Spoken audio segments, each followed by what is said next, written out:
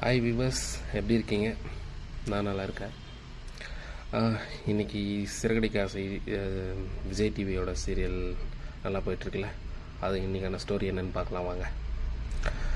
மீனா அதிரடி மற்றும் சிந்தாமணியின் சதி. மீனா வெற்றி பெற்றாங்க இல்லையா பூக்கடை சங்க தேர்தலில்.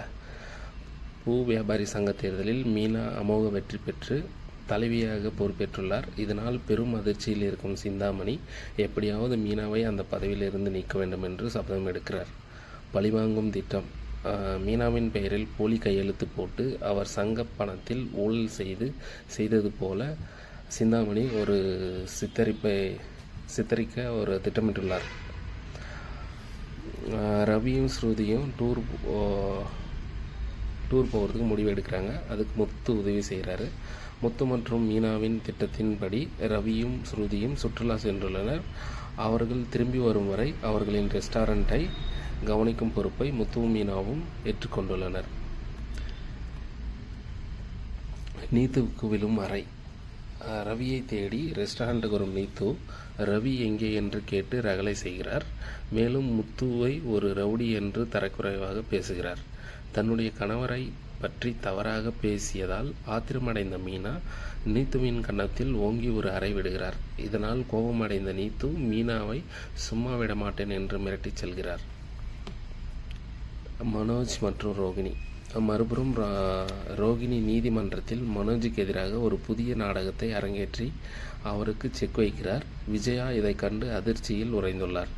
முக்கிய குறிப்பு: இன்றைய எபிசோட் மீனாவின் துணிச்சலையும் அவருக்கு எதிராக உருவாகும் எதிரிகளையும் மையமாக வைத்து நகர்கிறது.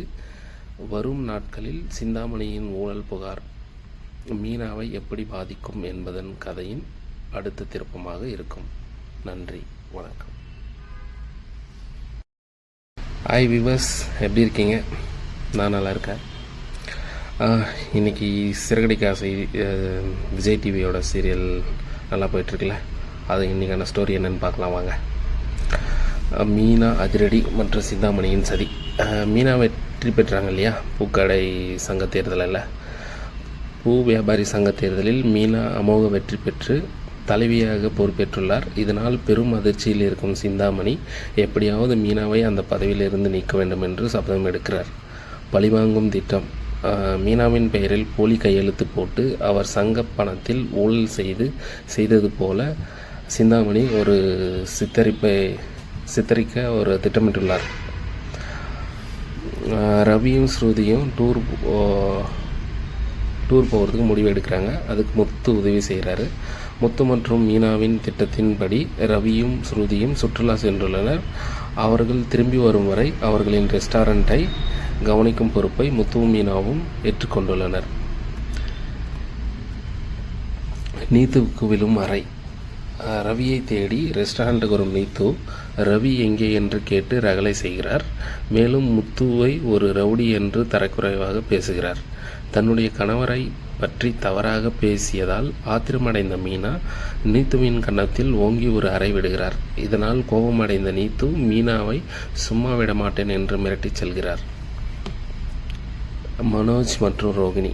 மறுபுறம் ரோகிணி நீதிமன்றத்தில் மனோஜுக்கு எதிராக ஒரு புதிய நாடகத்தை அரங்கேற்றி அவருக்கு செக் வைக்கிறார். விஜயா இதை கண்டு அதிர்ச்சியில் உறைந்துள்ளார். முக்கிய குறிப்பு: இன்றைய எபிசோட் மீனாவின் துணிச்சலையும் அவருக்கு எதிராக உருவாகும் எதிரிகளையும் மையமாக வைத்து நகர்கிறது. வரும் நாட்களில் சிந்தாமணியின் ஊழல் புகார் மீனாவை எப்படி பாதிக்கும் என்பதன் கதையின் அடுத்த திருப்பமாக இருக்கும். நன்றி, வணக்கம்.